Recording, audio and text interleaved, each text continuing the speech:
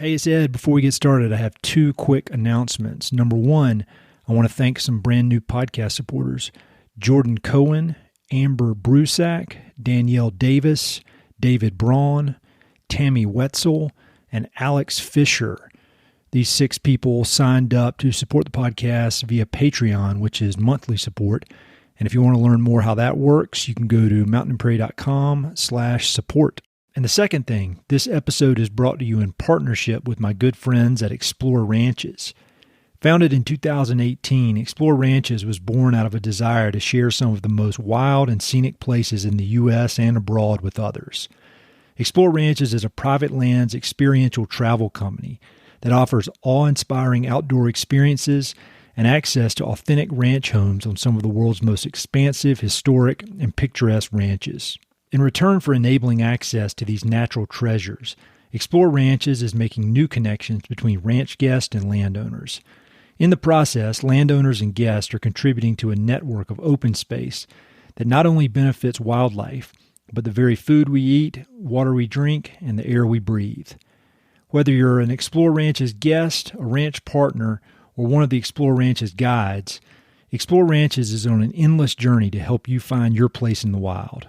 I've personally known 2 of the 3 co-founders of Explore Ranches since 1993, and I consider them to be longtime good friends. I've been enormously impressed by this business and their entire team's commitment to conservation and responsible land stewardship. They've created a unique win-win opportunity for people like me who are not landowners, but would love the opportunity to explore private land, as well as for landowners who are looking to diversify their ranch's revenue streams. I give Explore Ranches my full endorsement, and I encourage you to check them out. So if you're a landowner looking to unlock the recreational potential of your property, or a traveler interested in an unforgettable experience in a wild and scenic place, go to exploreranches.com to learn more.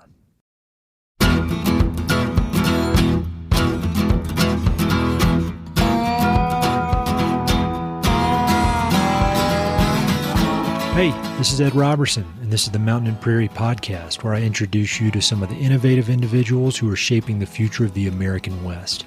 I meet most of these people through my work in land conservation, or through my hobbies and interests that revolve around spending time up high in the mountains. My guests include ranchers, writers, entrepreneurs, conservationists, athletes, artists, adventurers, pretty much anyone who's doing important work, has an interesting story, and loves the American West. My guest today is Dave Hewitt. Dave is the executive director of the Cesar Clayburgh Wildlife Research Institute, an organization that's widely recognized as being the leading wildlife research organization in Texas. The institute is located on the campus of Texas A&M Kingsville, and its mission is to provide science-based information for enhancing the conservation and management of Texas wildlife. Dave and his team at the institute are focused on applied science, research and science that's useful, actionable, and tightly focused on helping land managers meet their goals. Dave was born and raised in Colorado and followed in his grandfather's footsteps to become a wildlife biologist. After earning his undergraduate degree from Colorado State, his education and research took him to many different corners of the United States, but in 1996 he landed at the Cesar Clayburgh Wildlife Research Institute. For the past 25 years, Dave has been fully focused on the flora and fauna of Texas, and many of his projects have had positive ripple effects on land management throughout the American West and beyond. Whether discussing the management of ocelot, restoration of native grasslands, or the history of the Institute, Dave's enthusiasm for the natural world is palpable and inspiring. Dave and I connected and had a fun discussion about the Institute's past, present, and future, as well as his fascinating career path. We started out talking about the Institute's namesake, Cesar Clayburgh, and why Cesar is known as the father of Texas wildlife conservation. We then discussed why the huge proportion of private land in Texas makes the state so unique from a land and wildlife management perspective. We also dug into several of the Institute's success stories, including its work with ocelots and native grasses throughout the state. Then we dug into Dave's personal background, his impressive educational journey, his love of teaching, and his vision for the future of the Institute. If you enjoy learning about wildlife, native plants, and the people who've devoted their lives to protecting them, then you'll love this episode with Dave.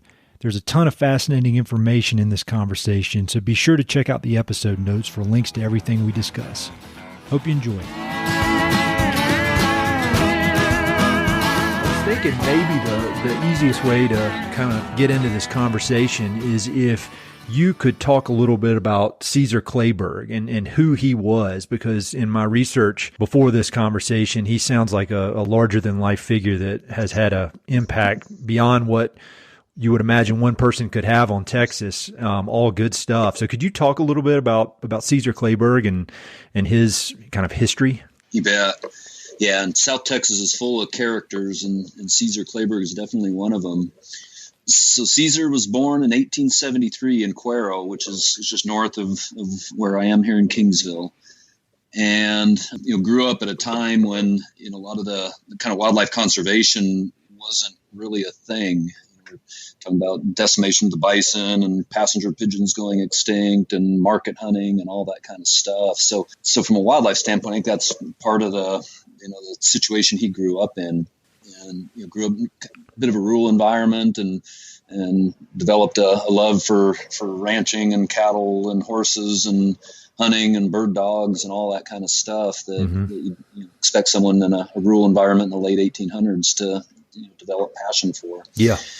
Went to college up in Austin after a year, really after a semester, figured out that wasn't where his future lay, and said that he wanted wide open spaces, and that's where he wanted to spend his life. So he came home after that, and then he went to work for his father, who was a congressman, right in the late 1800s, and actually spent some time in D.C. and I think got a sense of how the political world works and how to get some things done in that world. Made a lot of contacts, and then right at the very end of the 19th century, he came back and went to work at a bank in Corpus Christi. Mm-hmm.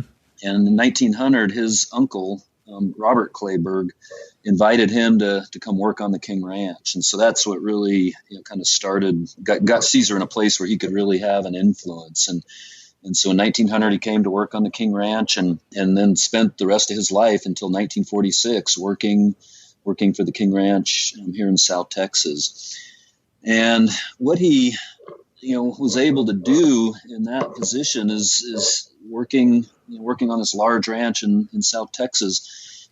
Was able to see both the problems wildlife was having and understand the potential for conservation that private landowners and really anybody managing land can have. And so as he was taking care of the cattle and the horse program and everything else on King Ranch, he also did some things to help promote the wildlife population on King Ranch. And this was before there was a Texas Parks and Wildlife or any state agency that was responsible for conservation. And so Cesar, working with the King Ranch family, put into effect some just kind of common sense hunting regulations. No hunting deer during the rut, not hunting around water holes, that wildlife need to survive, and just like I said, kind of common sense things like that. No shooting quail coveys on the flush. You had to go after singles, which help reduce the harvest and things like that. So that was just kind of an early indication that conservation and wildlife mattered to him, and he was willing to act to make some things happen, locally. And then he and the King Ranch worked with the state legislature to put aside about 400,000 acres of the ranch from kind of a preserve type standpoint. In other words, there was no hunting on that 400,000 acres for 10 or more years. And what that did is it allowed populations of game animals, particularly deer and turkey, to really build up. Mm-hmm.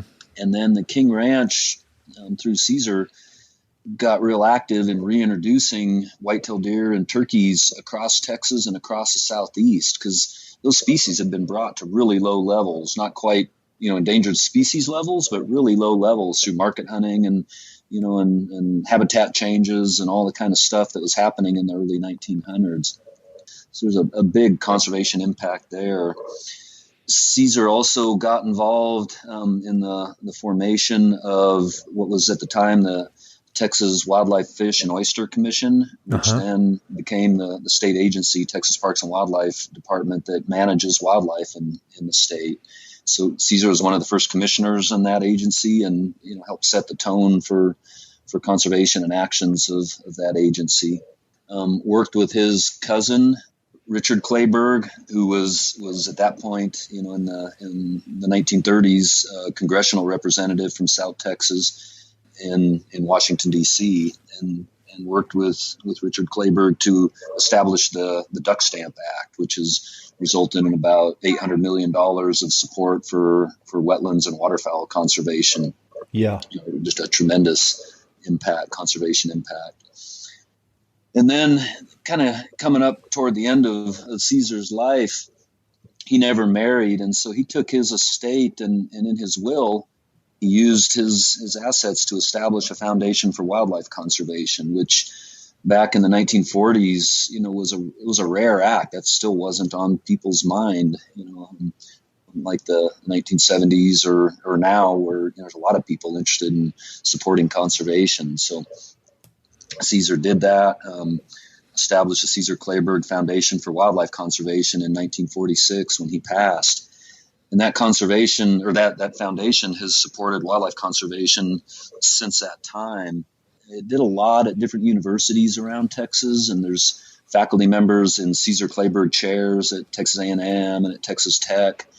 Those people have done a lot of good work over the years. But I think the trustees of the Cesar Clayburgh Foundation decided they wanted to try to have a bigger impact. They wanted to focus their efforts. And so in 1981, they came to the dean of the College of Agriculture at Texas A&I, which is what the university at that time was known as here in Kingsville, and asked him, Charlie DeYoung was the dean at the time, to come in on Monday morning. This was a Friday afternoon. Said, come in on Monday morning with a proposal for a wildlife research institute.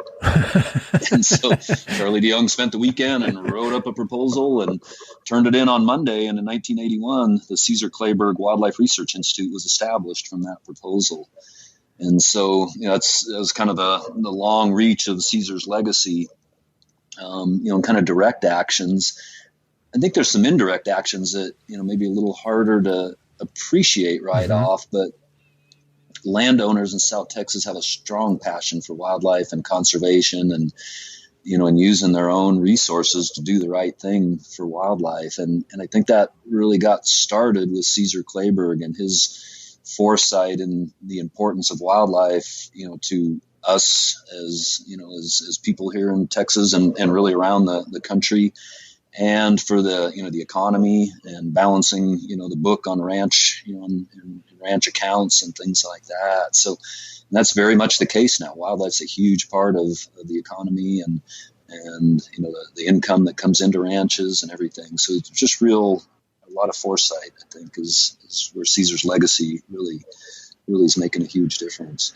That's great. And I mean, if there hasn't already been a book written about him, there should be, because I mean, that is quite a legacy, because, everything you described that he was advocating for is pretty normal now. But I would imagine back when he was, kind of going out with these ideas, and you're dealing with people who'd kind of been able to do whatever they wanted to do and just wiping out wildlife, I would imagine it created a little bit of friction, and that may be an understatement. So, I mean, I think it speaks to his vision, but it also speaks to just being a real tough guy who's motivated by these values, and he believed in it fully, because that could not have been an easy fight to kind of establish that. Just for some context, I talk to people. I've had a lot of folks from Texas, but I feel like for the last year or so, for some reason, I've been heavily focused on like Montana and Colorado, where public land is such a huge part, and wildlife. A lot of wildlife management goes to government entities. So can you just give us an overview or a thumbnail sketch of Texas and its private land and how it differs from your home state of Colorado? You bet. Yeah. And that contrast to me makes it really interesting, because I did grow up in Colorado and grew up with the model of, the federal government owning the land and the state wildlife agency managing the wildlife, and then we go out and enjoy it as citizens. But it's very different here in Texas, and in some ways it provides a whole nother level of enjoyment and fulfillment of interacting with wildlife, because the landowner becomes an active participant in that stewardship, in managing those wildlife populations on their property. And there's all kinds of different motivations, maybe hunting, maybe bird watching, maybe, just a strong interest in native habitat and the wildlife that's there. So a lot of different interests, but because Texas is, such a high percentage here, different percentages from 95 to 98% private land, conservation happens in Texas because of the private landowner and their passion for wildlife. And they really do. I find it remarkable how much effort and resources and, just kind of focus goes into wildlife management from private landowners here in South Texas. And so it's really neat, and it's a year-long interaction with wildlife. Like I said, it just provides a whole nother level beyond what most people do, to get out and hunt in the fall or bird watch in the spring or take pictures of wildlife, at different times. But that kind of stewardship aspect, I think, is a really neat addition to the way that we can interact with wildlife and have a stronger stake in its, in how well it's doing. Yeah, my day job is in land conservation, private land conservation, and I feel like, at least up here in the Rockies, public lands gets so much press, as it should. I mean, and it's the focus of a lot of people because everybody can go out and enjoy it. But I'm always thinking that private lands needs to be in the spotlight a little more. But you guys in Texas, I mean, there's no other choice. So I really admire everything y'all do. Can you talk about the type of science that y'all do at the Wildlife Research Institute? Because there's a great video that I'll put on the webpage, and I'll link to in the notes so people can watch it. But it features you, and it features Cesar Clayburgh, and he has a great quote in there where he says, "There's nothing theoretical about what we're doing here," which I love that, because it's just this. It's practical science, it's science that can be applied versus, just sitting around coming up with theories that may or may not go anywhere. So can you just kind of give an overview of what y'all do, and then we can dig into some of the specific projects? You bet. And yeah, Teos just sums it up wonderfully in that video, but that's always been the focus of the Cesar Clayburgh Wildlife Research Institute, is to do what we call applied science. It's science that managers, landowners, anybody who's interested can take and use to help meet their goals for wildlife management. And it doesn't mean that, that we're not doing, even have maybe a theoretical base in some of it, but it's always with the end game of coming up with information and knowledge that can help managers meet their goals. And so, yeah, that's definitely the focus. And our funding model keeps us focused on that, because we get a lot of our funding from, private landowners, from state agencies, from the USDA, Natural Resource Conservation Service, the Forest Service. In other words, they're very applied type sources of funding. And so that keeps us focused on the questions that the managers have. And because we're meeting their needs, they've been wonderful about supporting the work that we do. So it's a great model to make sure that we've got the resources to do that important work, because we're focusing on the questions and the needs of the people that that are going to be able to fund it. So you've been there since '96. So our mutual friend Jay Kleberg and I graduated from high school together in 1996. So I know it's exactly 25 years, because we were supposed to have our reunion. And so I want to talk about some current projects. But when you think back to your tenure there and everything you've done, I mean, what are some big victories that you're really proud of that the Institute has helped accomplish during the past 2.5 decades? Yeah. So there's a variety of things, and some of them are unique because of the Cesar Clayburgh's position and trust of private landowners. There's one really interesting project that I wasn't intimately involved in, but I think it kind of shows how you can make a big difference. There's a species of owl here called the pygmy owl that there's some concern, Ferruginous pygmy owl, I guess is its full name, and there's some concern about its population levels, and even talk about making it, declaring it an endangered species because there just didn't seem like there were very many of them. Mm-hmm. Well, the reason nobody knew about many of them is because they were all on private land, and there just hadn't been a lot of survey work done or anything. And so when that became an issue, the Cesar Clayburgh Wildlife Research Institute got involved, and with our private land partners, we were able to do some surveys and were able to demonstrate that no, there's plenty of these owls. We don't need to turn a whole bunch of federal resources on this species. Just that there just wasn't much known about them, but it didn't mean they weren't there. So that was one kind of smaller example of a project that really made a difference for conservation of the species and for the people that had that species on their property. Had a big research program over the years to try to understand these wildlife populations in this highly variable environment. When it rains in South Texas, this is as good a wildlife habitat as anywhere in the country. Mm-hmm. When it doesn't rain, we're on the edge of the Chihuahuan Desert. And it can look like it. And so it makes for a really interesting situation in managing wildlife, particularly the hunted species, deer and quail, turkeys, those kind of species. And it's this high variability here matters not only to the local wildlife, but to wildlife across the continent, because we have birds, that migrate through here, wintering waterfowl.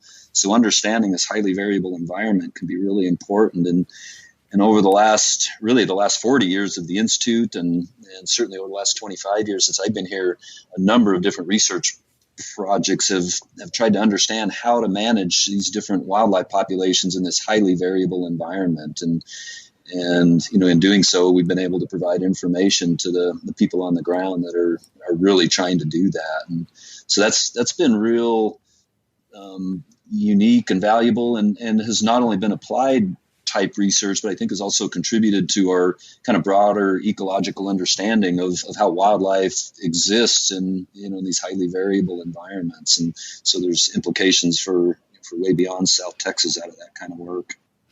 I love that kind of work that has applications beyond the region that you're, that is focused on. I mean, I think that's where the real power comes in. But that's obviously a really interesting project. But the thing that struck me is that you said, first of all, you said that you guys have the trust of the landowner community there. And I feel like all of the work you're doing, none of it would be possible without trust. I mean, at least here up in the kind of central northern Rockies, private land is everything. And there's a lot of suspicion that goes around with anybody, whoever you are, trying to get on private land. Even, with my conservation work, we have to show up once a year to monitor our easements. Mm-hmm. And that can, with certain landowners, that can create a little bit of, friction here and there just because of people really value private land rights. And so how have you guys gone about building that trust? Because that's the kind of thing, it's kind of an intangible, but it's really, I would guess it's the foundation of everything you do. And I would guess that there's probably a lot of pressure to, you've been building it for 40 years, but it could possibly disappear pretty quickly. So it could go away. Yeah. One bad experience, somebody not treating the land or the people right. You're right. You could lose that trust in a heartbeat. And, so we actively work with our graduate students here and when new faculty come in and make sure they understand, the critical work that these private landowners are doing and, the respect that we need to have in interacting with them. And the easiest way for me to think about it is it's like going on somebody's ranch to do some work is like being invited into their living room. Mm-hmm. And so when you go into someone's living room, you don't immediately start going and taking things off the shelf and leaving doors open and all that kind of stuff. There's a respect that comes from being invited into somebody's house and from being invited onto their ranch to do work. And really, if you go at it with that mindset, I think that helps establish that trust. Kind of starts with respect and the trust can flow from that. And then, doing work that matters to them, I think that also helps build that trust because, we're not only in the position to benefit by generating, research and training students and do all that, but but there's a flow back to the private landowners with this information that we're providing them to help them meet their goals. And so, we're all working toward the same end. And I think that helps on the trust side as well. I think obviously your science is impressive, but I think having this really deep well of trust with such a wide variety of landowners is hard to quantify, but that's everything. And so I'm very, very impressed by that. Can you, we talked about this briefly when we chatted on the phone, and I want to learn more about it, your ocelot program and what you've been doing with that, because that seems like a really interesting project that is, you're working on every day now. Can you, first of all, for people up here in Colorado or Montana who may not know what an ocelot is, explain that cool looking animal and then tell me what y'all are doing with it. You bet. Yeah, no, they're a real treasure. What an ocelot is, it's a small cat, so kind of bobcat size, 20 to 30 pounds. And their range extends from, South America, so the tropics down in South America, up through Central America, and gets into the United States. Back in, let's say the 1800s, there were ocelots throughout, the coastal area of Texas, up into East Texas and into Louisiana, a little bit into Arkansas. Oh, wow. So that was their range, back in the late 1800s. And every once in a while they'll show up in Arizona as well, just right near the border with Mexico in southern Arizona. Largely because of unregulated trapping and hunting and habitat changes as well. The ocelots in Texas and the U.S. Essentially disappeared. And what they are, they're a spotted cat, so they're beautiful, absolutely spectacular, pattern, gold and yellows and black spotting on them, kind of like a leopard a little bit. And so there was interest in them from a trapping standpoint back in the day. And in the early 1980s, there was a graduate student named Mike Tuis who wanted to work on ocelots. He'd grown up in Odom, Texas, north of Corpus Christi just a little bit. And, and he thought, man, if there's still ocelots around, that would be super cool for South Texas and Texas as a whole, and really the United States, to have this beautiful cat and still have it in the U.S. But people were telling him, no, they're gone. Nobody's really seen an ocelot in years. And this was in the days before, all the remote cameras and all that kind of stuff. But Mike Tuis, as part of his PhD work, wanted to study ocelots. And so he got some funding and got all the pieces put together and started trapping right down, close to the Rio Grande River and the Gulf of Mexico, kind of down in that real southern tip of Texas. And he actually caught ocelots. Wow. So he was able to document that, no, Texas still does have ocelots. And there's a wildlife refuge down there, Laguna Atascosa National Wildlife Refuge, that has ocelots. That's where Mike had done some of his early work, and also on a couple of private ranches that the landowners were open their gates to him. And so over the last 40 years, since the early 80s, Mike Tuis has continued to study ocelots. And you can imagine in a state that's almost entirely private land, you talk about knocking on a door to see if they would let you trap for an endangered species, because ocelots are listed as an endangered species here in the United States. That's almost a non-starter. Sure. And there's a lot of landowners that are still really nervous about, having anybody looking for or documenting ocelots on their property. So it's still a touchy situation. But what's been really exciting over the last, I'm going to say 5 to 10 years, is a couple of private landowners have really stepped out and said, hey, ocelots are important, to us here in South Texas. They're important to the whole state and really to the nation, as a really unique species and something that people that know about them care a lot about. And so there's one ranch, the Uteria Ranch, that's down by Raymondville, Texas, and that was one of the early places that Mike Tuis trapped on. And Frank Uteria, the owner, who has since passed away, was just proud as could be of the ocelots on his property, and has areas set aside, even in conservation easement type set aside, to support ocelots. And has not only worked with us, but the Fish and Wildlife Service and the Nature Conservancy to make sure that ocelots can be conserved there.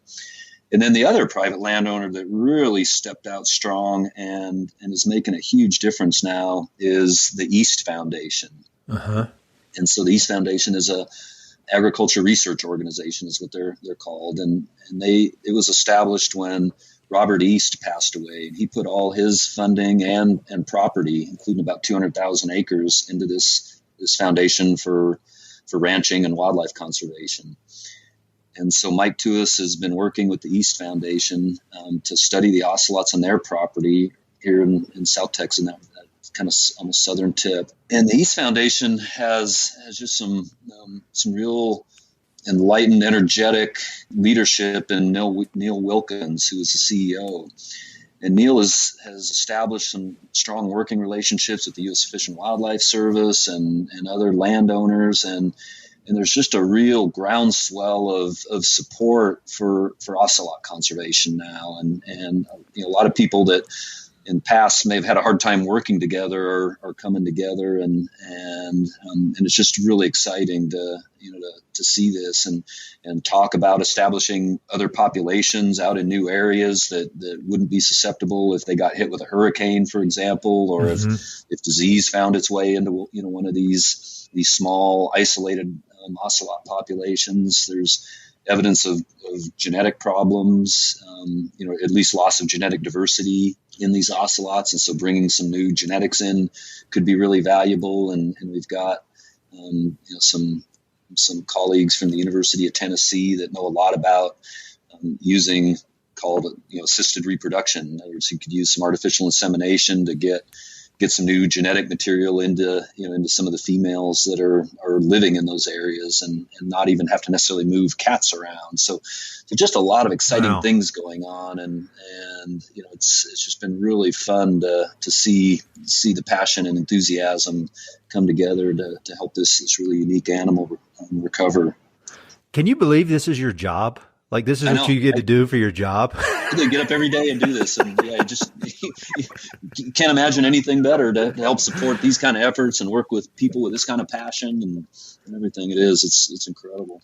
One question I have really for my own education, because I should pay closer attention to this stuff and I don't, with the Endangered Species Act, you mentioned that landowners get real nervous about that. And I read all this stuff, and there's way too much information online, and everybody's got extremely strong opinions on one side or the other. And what are from your position as a scientist, as a researcher, as a wildlife advocate, as somebody who works with private landowners, can you just give me a rundown of kind of the pros and cons in your mind of the Endangered Species Act? Because I can't get to the bottom of the story because everybody's so hyped up about it. And if you don't want to wade into it, I'll cut this out. So Right. Okay. Yeah. I'll take a shot at it. And you're right. It's controversial.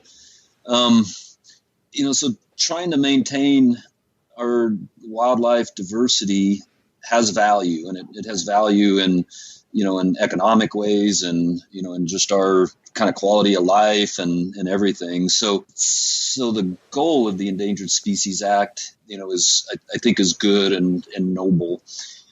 Where things get difficult is, there's a bit of a hammer in the Endangered Species Act with any federal activity that could cause a species to go extinct, needs to be reviewed and approved or denied if it really is gonna cause the extinction of a species. And so that's where I think a lot of the rub happens with private landowners. And it's not a lack of interest in conserving species. It's more kind of losing options for the future. Sure. Because you've done a good job and have an endangered species on your property. Yeah, that makes sense. That makes sense. Everybody we work with, down in that part of Texas where ocelots could potentially be found, would be super proud to have ocelots and even to let other people know that they have ocelots if they do. But they don't want to lose the ability to do a controlled burn or have some funds, to help, on a conservation side, for example, maintain riparian habitat or build water structures that are going to benefit wildlife. Some of those are government funds can be helped used to do that, but they might not be able to do those things if there's endangered species impact. And so, and even their livelihood of grazing cattle and things like that, and brush removal.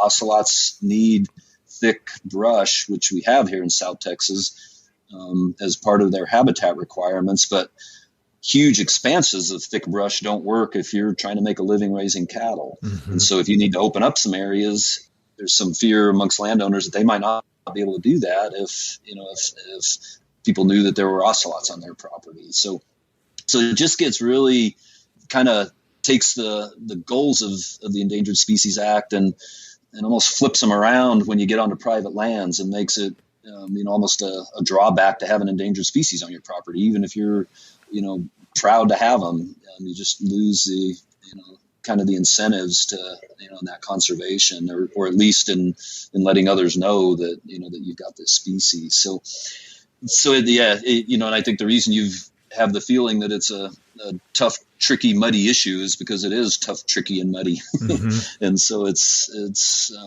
difficult, but it's been exciting to work with some of the Fish and Wildlife Service people who are charged with enforcing the Endangered Species Act and helping them meet their goals of being able to conserve ocelots and help recover them while not endangering the livelihoods of the private landowners. Yeah. I think there's a sweet spot there that we're trying to hit, and I think it's really possible to do. And so that's what's exciting right now is being able to see the various parties come together and hopefully be able to meet everybody's objectives, and in the end, the best way of solving all those problems is to recover ocelots and have them off the endangered species list where they can be roaming free around South Texas, and they're not a controversial species like wolves. That would be a little different conversation, but ocelots aren't killing livestock, and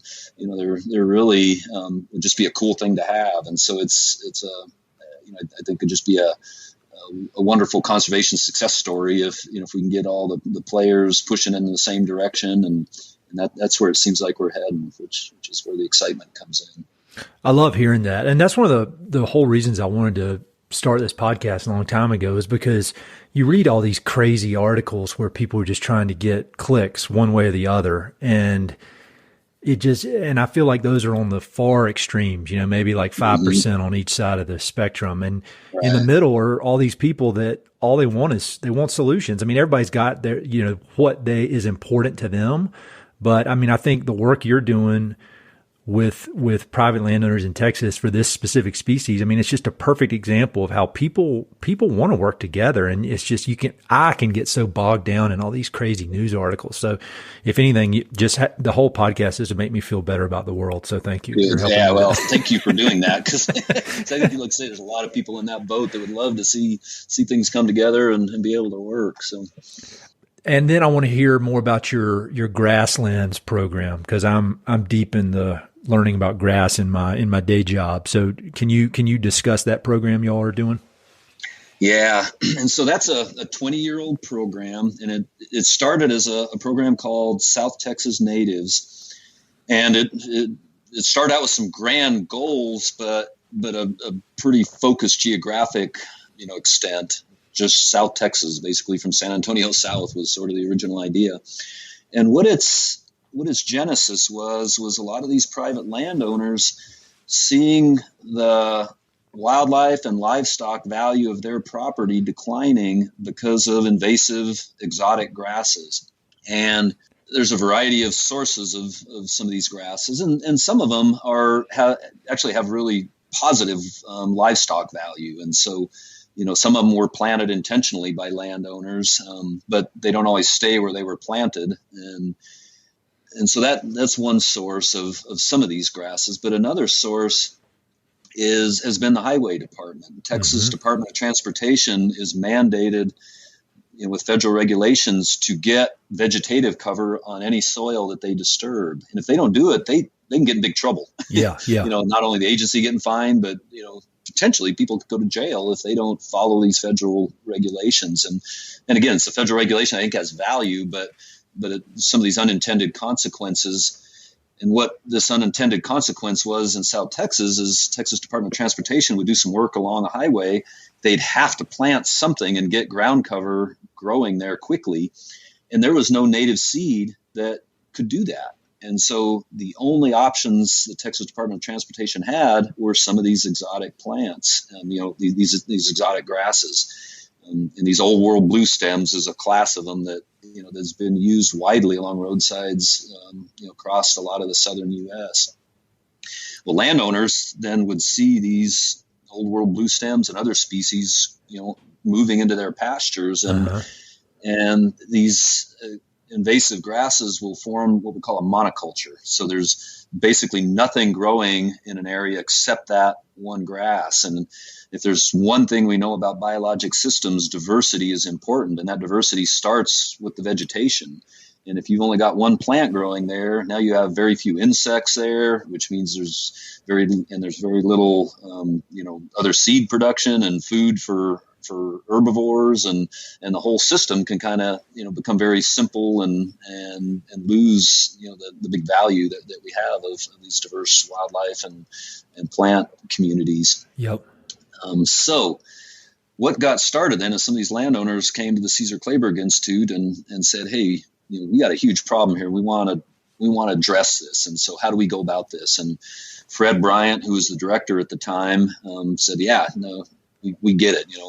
From a wildlife and a range resources standpoint, this is a big problem. And so what they built was a program to go out onto private lands across South Texas and collect seed from native plants, and focusing really on grasses originally. So they'd go out and get this grass seed, and they'd record where they collected it, when they collected it, and keep those collections all separate so that there was, they knew what soil types were in that area and everything. And there are other sources of native seeds, but there were none from this region. And so when the Texas Department of Transportation would try planting some of these native seeds from other parts of the country, those seeds just wouldn't do well here. Mm-hmm. They weren't adapted to the soils, to the climate, to the pathogens and the insects, the molds and funguses and whatever else is down here. So these locally adapted native seeds were really the key. And what this program would do, they'd collect all those seeds, they'd bring them here to campus, they would test them to make sure that they had a high enough germination rate to be able to proceed. And then they'd grow them in greenhouses, get them into the fields, and they'd select some that grew well here and that grew in such a way that seed could be harvested commercially. And that's what you really need to do this at a scale that's meaningful. You could do a little acre with going out and hand collecting seed and sprinkling it out sure. on an acre and recover it. But when you're talking about tens or hundreds of miles of highway and pipeline right-of-ways and all kinds of things, that approach isn't going to work. This needs to be on a commercial scale. And then the other big key on this was getting some commercial growers to really take that leap of faith, make the capital investments in land and equipment to say, yeah, I think there is a big enough market out there, for me as a private company to get involved in this. And TxDOT signed up to said, hey, we'll buy seed. Our program and the landowner said, yeah, we'll buy seed. And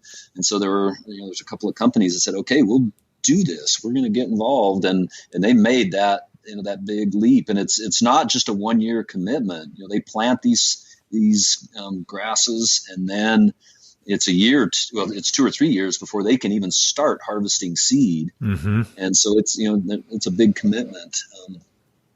But they did it. And so all that process played out over about a 10-year period where we got enough seed on the market that the Texas Department of Transportation said, wow, this is working for us. We want to do the same thing in Central Texas. And then we want to do the same thing in West Texas. And now in the Permian Basin and the Panhandle, and most recently East Texas and the coastal prairies, kind of Houston down toward Victoria, all that area. So this program now has gone from South Texas natives 20 years ago that about 3 years ago completed its statewide impact. And so it's now known as Texas Native Seeds. And we've got 6 regions around the state with a director in each of those regions that are mimicking or replicating this process of collecting seeds, from that region, and then working with these plant material centers that the USDA has and other partners to grow them up and then to get them to commercial producers who can then make enough of it to do good out in the Permian Basin, and the Eagle Ford oil play here in South Texas, and for the Texas Department of Transportation, and increasingly for private landowners who said, wow, I got this old farm field that I want to turn back into wildlife habitat. Or, I've got this old pasture. It has buffalo grass in it. It's great for cattle in the day, but now our focus has changed and we want it to be good for wildlife. And so those are all the kind of players that are starting to being impacted by this Texas native seeds effort. That's an amazing project because, as I mentioned, a lot of my work is dealing with irrigated farmland that either has been or will be dried up eventually. And it just creates this complete ecological mess because it's just really hard to get it revegetated properly. And that's one of the things we're trying to figure out. But man, I wish Colorado State would do something similar like that around here, because so we've had other states come to our program and say, how did you guys do this? And, how can we mimic that in our state? And we're happy. We'd love to share this model out because it has such incredible conservation value. And, I talked about grasses as being a big focus, but now, with monarchs and pollinators, there's a lot of species there that we've started developing and getting into commercial production. And, really, like I said, that diversity is just key. And so all kinds of other forbs and weeds and those kind of plants are going to be an important part of those mixes and the component that's going to help bring, some of these disturbed areas back to a, more balanced, ecologically valuable, spot on the earth. I seriously, you and I are probably going to need to talk about this on a separate call because I was just out yesterday in Crowley County, Colorado, which is about 95% of the formerly irrigated farmland out there has been dried up, and it's just a a massive 100,000 acre weed patch. And nothing good comes from that. So that's inspiring for everybody, but especially for me to hear. So that's excellent. We'll talk more about that. I want to hear more about you, because you obviously are unbelievably passionate about this work. So you grew up here in Colorado, and what's the path that led you to this dream career you have? Yeah. So in some ways it was really straightforward, and in other ways it was a little convoluted. So the straightforward part is that I never had any doubt what I wanted to do in my life. And a main reason for that is I had a model. A lot of people that get involved in wildlife, they get shunted to animal science programs and, park ranger type programs because no one really knows. A lot of high school counselors don't really know that hey, there's this field of wildlife biology, and you can go out and do this this good work for conservation by working with wildlife. But my grandfather was a wildlife biologist, and so I grew up knowing that hey, you can get paid to go do this stuff, and you can do a lot of good in the world. And so I knew all along. I never had to hum and haw about what it is that I wanted to go do. And so I grew up in Greeley. Colorado State, has a great wildlife biology program that was, 40 miles kind of northwest of Greeley. So that's where I went for my bachelor's and had a wonderful experience there. Made a lot of friends and contacts, got all kinds of great experience, all that kind of stuff. And then knew that to do research, because my grandfather had been heavily involved in research too, and that just really appealed to me. So knew that I needed some graduate education. Went up to Washington State University and worked on a project up there with grizzly bears. Oh, wow. Yeah, and the faculty member I worked with had been working with deer and elk and other herbivore type animals for about 20 years and had put together a wonderful career in wildlife nutrition working with those species. And then, I don't know if it was a mid-career crisis or what, but he thought, man, bears, there's all kinds of cool nutrition things to do with bears. So he had just switched over a lot of his research program to bears, and I was the second student that had come on with him when he made the switch to studying bears, and so worked with captive bears, because a lot of this nutrition stuff, it's harder to do with animals that don't want to be around you. Sure. Yeah. Yeah. But working with captive animals, you can get estimates of digestibility and a lot of the things that you need to understand, so that how a wild animal is interacting with its environment, and food and nutrition are just critical for bears, because they have to eat basically 12 months worth of food in 6 or 9 months. Sure. Because they're hibernating. And so that was a really neat experience, working with them. Had both black and grizzly bears at Washington State University, and they've continued with all kinds of neat work out of that program. And after finishing my master's, my major advisor up there had a former student who was working in Uvalde in Texas. Okay. And so I actually spent a year right after my master's working here in Texas with that scientist, and doing some work on whitetail deer and actually some fallow deer too. There was a landowner out by Uvalde who was raising fallow deer for a venison market, and had just got started and wanted to know more about the types of forages that these deer needed, and how to make that whole system work. So that was a project I worked on while I was there for a year in Uvalde, and then I took a PhD position at Virginia Tech University. So okay, yeah. Got into a whole new environment, the eastern deciduous forest, and working with a species of grouse out there called a ruffed grouse. Yeah, that's a beautiful area through there. I used to drive through there all the time. Yeah, we were right near the Appalachian Trail. Oh yeah. And, some of that really pretty country. So I spent 4 years in Virginia studying these ruffed grouse, and again, kind of a nutrition focus. And then after finishing up there, took a position which my wife was really excited about, to load our 18-month-old daughter and me and her into a moving van, and we headed to Humboldt State University in Northern California. Yeah, yeah. And I taught there for a year, and got to talk to students about managing redwood trees, which there's nowhere else in the country you can learn about redwood trees, especially not in Colorado or eastern side of Washington or Virginia. So I learned a lot there, just maybe one step ahead of the students, but taught there for a year at Humboldt State, and then spent a year at Utah State, kind of another, we call them postdoc type positions, and did research there. Was able to get back into a little ruffed grouse research, and worked with some of the wonderful people there at Utah State University in Logan. And then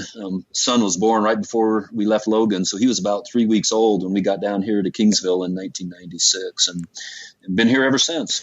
Man, you hit almost you hit like the best spots of the country. Only places like maybe those lakes up in Minnesota and Hawaii, and otherwise exactly. You would hit yeah hit everywhere. That's well, it is, and every one of them, like I say, just a wonderful place to get outside and hike and hunt and fish and backpack and just do all that stuff. So it's just really good. And from a wildlife and conservation standpoint, seeing those different systems and the different way that wildlife's managed, and and the things that wildlife are having to contend with in the environment, that background has been really helpful to me to bring that broader perspective to my teaching and my research.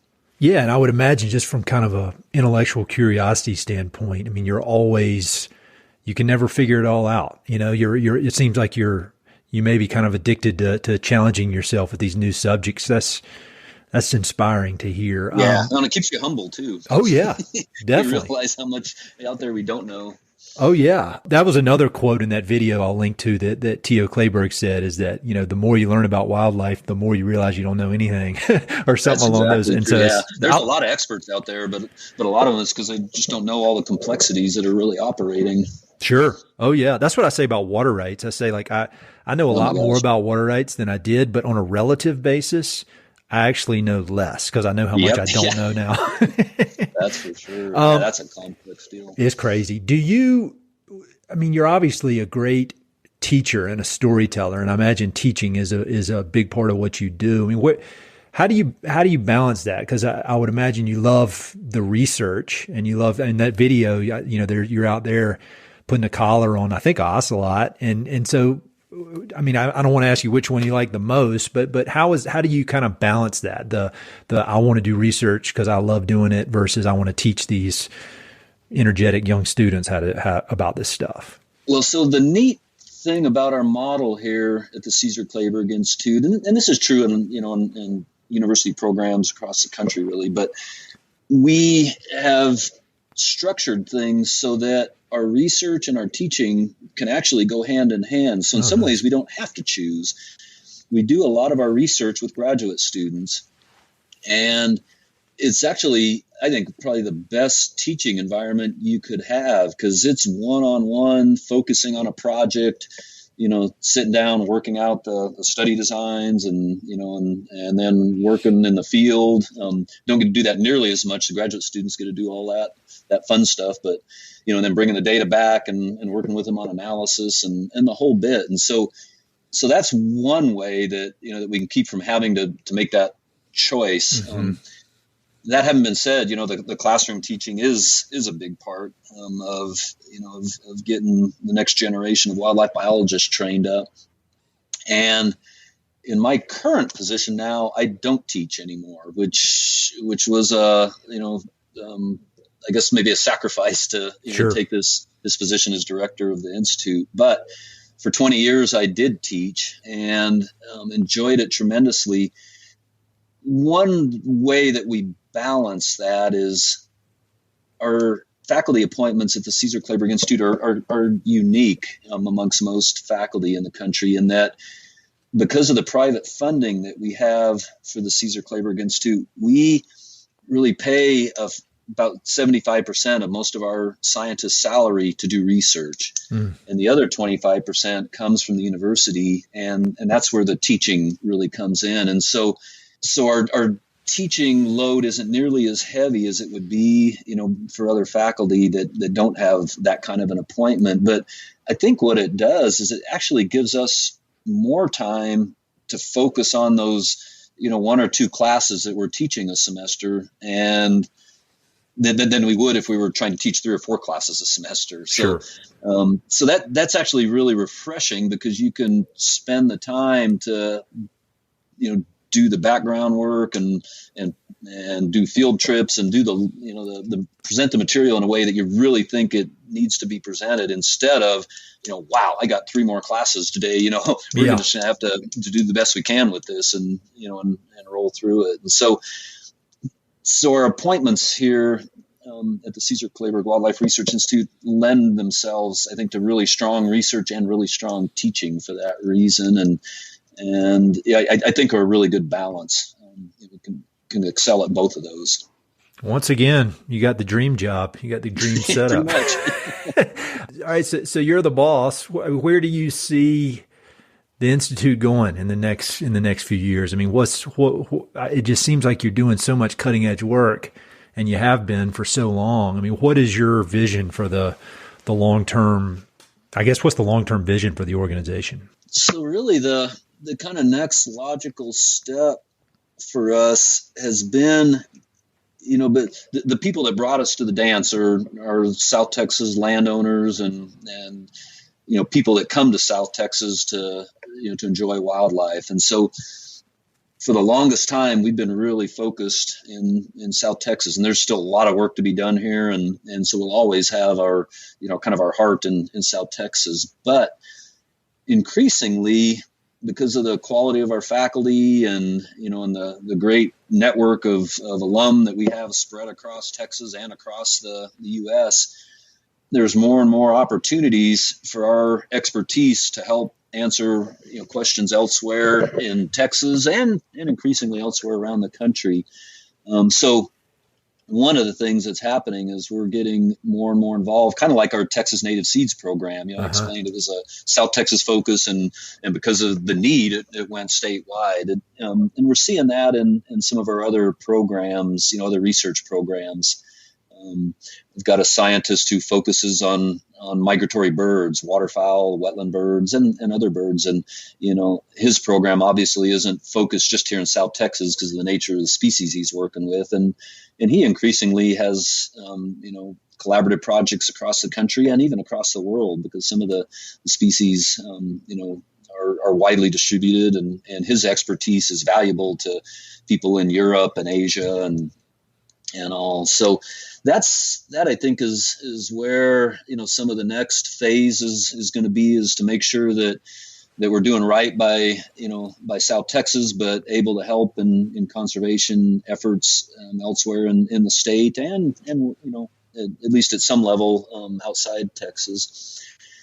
The other thing that I see happening is the wildlife research field is evolving rapidly in terms of the technology that's available to support it, and the sophistication of the analyses that are necessary to handle these massive amounts of data that are coming in from satellites and drones and GPS collars and all kinds of things. And so the other thing is that my goal is to make myself obsolete by bringing in this kind of next generation of scientists to help make sure we're on the cutting edge of genetics and disease monitoring and all the kind of tools that we need to do the research that's important here.